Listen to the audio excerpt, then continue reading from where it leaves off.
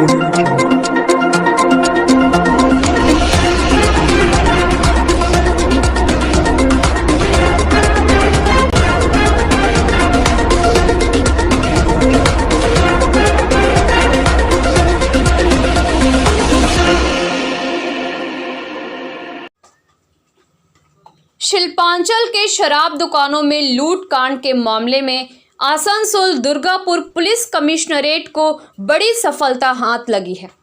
Police ने 7 आरोपियों को गिरफ्तार कर उनके पास से नकदी समेत करीब 12 लाख रुपए की शराब भी बरामद की है। पुलिस कमिश्नरेट के डीसी मुख्यालय अंशुमान साहा एवं DC central doctor Kuldeep SS ने प्रेस कॉन्फ्रेंस में बताया कि कमिश्नरेट पुलिस और खुफिया विभाग ने संयुक्त रूप से 2 दुकानों में हुई लूट की जांच कर 7 आरोपियों को गिरफ्तार किया गया।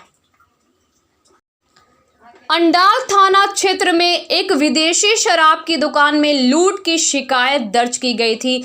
अंडाल थाना क्षेत्र से बराकर 9 लाख और रानीगंज थाना क्षेत्र से करीब 3 लाख रुपए का शराब बरामद किया गया है।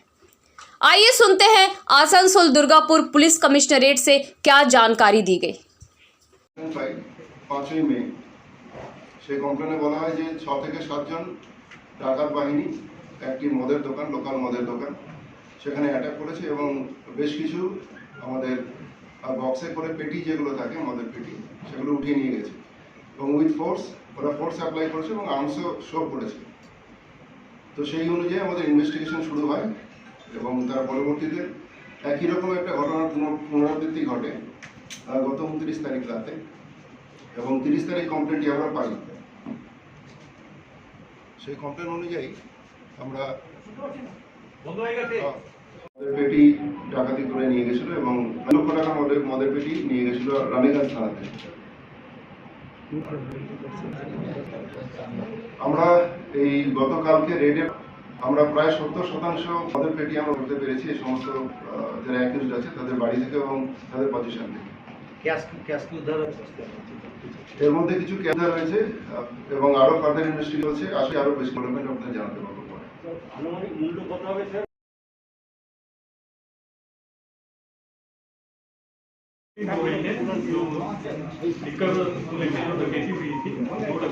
उसके बारे में तो सबसे पहले जो है घटना हुई थी रानीगंज थाने के अंदर 3 और 4 के नाइट को। उसके बाद इसमें 5 तारीख को केस रजिस्टर किया गया था रानीगंज थाने के अंदर। उसमें जो है फॉरेन जो लिकर शॉप है उसके अंदर by force they have to around 27 पेटीज of foreign liquor with them. Then उसके बाद जो है केस स्टार्ट हुआ, इन्वेस्टिगेशन स्टार्ट हुआ, लेकिन उसके बाद कोई स्पेसिफिक इन्फॉर्मेशन नहीं था कि कौन गैंग है कौन नहीं। उसके बाद 29 को अंदर Andal PS same police commissionerate घटना हुई थी। उसमें 102 पेटी जो है अराउंड 7 लाख ऑफ लिकर इसको चुराया गया था। तो इसके बाद जो है इन्वेस्टिगेशन जो है उसके अंदर भी केस हुआ था। उसके बाद इन्वेस्टिगेशन स्टार्ट हुआ। फिर उसके बाद अंडर डायरेक्ट सुपरविजन ऑफ और सीपी सर ने दोनों केस को स्टडी करने के बाद देखा कि इन दोनों का पैटर्न जो है वो एग्जैक्टली सेम पैटर्न पे केस हुए। जैसे कि इन लोगों ने जो टारगेट जो सिलेक्ट किया था वो टारगेट स्पेसिफिक था। स्पेसिफिक मतलब कि गूगल पे सर्च करके कि जो हमारे पास में फॉरेन लिकर का शॉप कौन सा है, फिर उसके अगल बगल में कोई ज़्यादा माने रेसिडेंशियल एरिया ना हो या दूसरा एरिया ना हो, इसे सॉफ्ट टारगेट इन लोगों ने सिलेक्ट किया। उसके बाद एक गाड़ी जाके मैंने मॉर्निंग में 2-3 लोग जाके उसका रेकी किया, इसके अंदर कितने लोग आते हैं कितने लोग रहते हैं। उसके बाद जो है उन्होंने प्लान आउट करके शाम में वहाँ पे गए। पहले कुछ लोग गए, उन्होंने कुछ बोला कि हमको खरीदना है, एक पेटी चाहिए करके, इस हिसाब से फिर थोड़ा माल देख के बाकी सब लोग आए और अंडा में तो आके जो है वो सब सामान लेके गए। तो इन दोनों में जो सिमिलरिटी दिखी थी उसके बाद जो है थोड़ा बहुत लोकल सोर्स जो है थाने का उसको यूज करके और टेक्निकल एनालिसिस करके और कुछ नैरो डाउन किया गया कौन लोग हो सकते हैं। उसके बाद जो है लास्ट नाइट को जो है हमारी 7 टीम ने जो है रेड किया था। उसके अंदर 7 लोगों को अरेस्ट किया था। उसमें से जो है गणेश पुराई जो नाम है, he is the receiver and organiser of entire gang. तो प्राइम ऑफिसी यही हमारे पास इंफॉर्मेशन है। इसके अलावा जो है मैंने 7 लोगों के नाम पढ़ता हूँ। है Bablu Tiwar, he is from Jamuria PS. उसके बाद है Vikram Shaw, he is from Jamuria PS. Gautam Rana, Jamuria PS. Jayant Mufi, he is also from Jamuria PS. Akhtar Ali, Jamuria PS. Ganesh Burai, Jamuria PS and प्रशांत बोरी। इनको रेट के बाद जो है मतलब कैश सीज हुआ है 65,000। उसके अलावा 40 पेटीज ऑफ फॉरेन लिकर जो है सीज किया गया है फ्रॉम डिफरेंट पर्सन। अभी इन्वेस्टिगेशन चल रहा है, इसके बाद जो है हो सकता है और रिकवरी हो जाए या इनका और कोई नेटवर्क होगा, कोई कनेक्शन होगा इस तरह के क्राइम हमारे बांकुड़ा डिस्ट्रिक्ट में, हमारे वेस्ट बंगाल के डिस्ट्रिक्ट में या झारखंड या दूसरे राज्य में जो हुआ है इसमें अगर कुछ लिंक होगा तो उसके तरफ हम प्रोसीड कर रहे हैं। लेकिन फिलहाल तो अभी यही इन्फॉर्मेशन है, जैसे कोई नया इन्फॉर्मेशन आता है हम लोग आपके साथ शेयर करेंगे। सर ड्रग्स के और क्या उसके बारे आसनसोल नगर निगम के वार्ड नंबर 67 बराकर कब्रिस्तान के 140 फीट लंबा नाला का स्लेब का ढलाई बराकर कब्रिस्तान कमेटी ने अपने निजी फंड से किया। इस दौरान कब्रिस्तान कमेटी के सदस्यों ने बताया कि नाला के पास ही जनाजा का नमाज अदा किया जाता है और इसी रास्ते से होकर लोगों को आना जाना पड़ता है।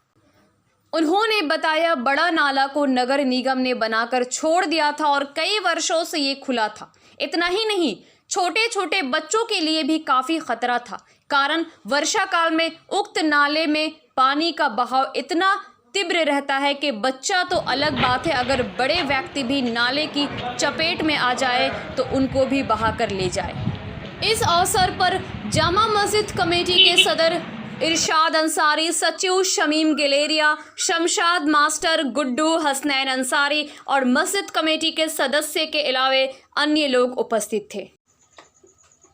आसनसोल नगर निगम क्षेत्र सीतारामपुर वार्ड नंबर 18 के मस्जिद मोहल्ला में स्थित जामा मस्जिद जाने वाली मार्ग पूरी तरह से जर्जर है, जो कभी भी ढह सकती है और मस्जिद जाने की यातायात सुविधा जल्द ही समाप्त हो जाएगी।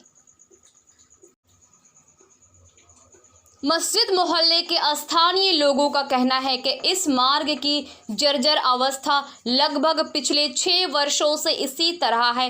मार्ग में सटे तालाब के किनारे ये मार्ग अंदर ही अंदर ध्वस्त होती जा रही है और आज ये खतरे का निशान भी बन गया है। इस वर्षा काल में यदि लोग इस मार्ग से मस्जिद नमाज पढ़ने को जाएंगे तो ये मार्ग पूरी तरह से ढह जाएगी और मस्जिद के साथ ही मदरसा अय्यूबिया दोनों को काफ़ी नुकसान पहुंच सकता है। इसकी जानकारी लगातार 3 सालों से आसनसोल म्यूनिसिपल कॉरपोरेशन को दी गई है, बावजूद इसके इस मार्ग के लिए कोई कार्य नहीं किया गया है। रास्ता का परेशानी कब से है? ये रास्ता का परेशानी हम लोगों का लगभग आज 6-7 साल हो गया, ठीक है। इसके लिए हम लोगों ने कितना ही एप्लीकेशन दिया गया, हर एक ऑफिस में जाके इसका कंप्लेन किया गया। जब जितेंद्र तिवारी आपका तिरमुल में थे, मेयर थे, उन्होंने भी वादा किया कि ये रोड बनेगा, इसे बनाया जाएगा, लेकिन उन्होंने भी कुछ नहीं किया। उज्जवल चटर्जी इलेक्शन के पहले भी आए तो उन्होंने भी बोला ये रोड बनेगा, लेकिन उन्होंने भी ये रोड नहीं बनाया। अब तक इस रोड का अवस्था बहुत ख़राब है, कभी भी गिर सकता है। इसके साथ में मौलाना आज़ाद स्कूल भी है, उसमें भी माइनॉरिटी के बच्चे पढ़ने जाते हैं। हम लोग डर से बच्चों को नहीं भेज रहे स्कूल में, ताकि वो स्कूल गिर ना जाए, वो टूट ना जाए, ठीक है, नुकसान होगा। उसके बाद यही सब देख के, और माइनॉरिटी का क्या है, माइनॉरिटी सिर्फ वोट देने के लिए है, वोट ले लेते हैं ये लोग और फिर माइनॉरिटी के लिए कुछ नहीं करते। मुझे नहीं लगता कि कोई भी डेवलपमेंट का काम किया गया है। हम लोग खुद तिरमुल का कार्य करता है, लेकिन हम लोगों का ही एरिया में काम नहीं किया गया अभी तक। हम लोग किसको हम लोग बोलेंगे जाकर? इसकी जानकारी आप प्रशासन को दिए थे? बिल्कुल, इसका जानकारी दिया गया है। इसके लिए कितना ही एप्लीकेशन दिया गया है, मस्जिद कमेटी भी इसका एप्लीकेशन दिया है, सब कोई नहीं दिया है। हम लोग खुद अपने लिए पर्सनली हम लोग बोले हैं जाके, लेकिन इसके लिए कोई अब तक कोई सुनवाई नहीं है। Subscribe now and press the bell icon. Never miss an update.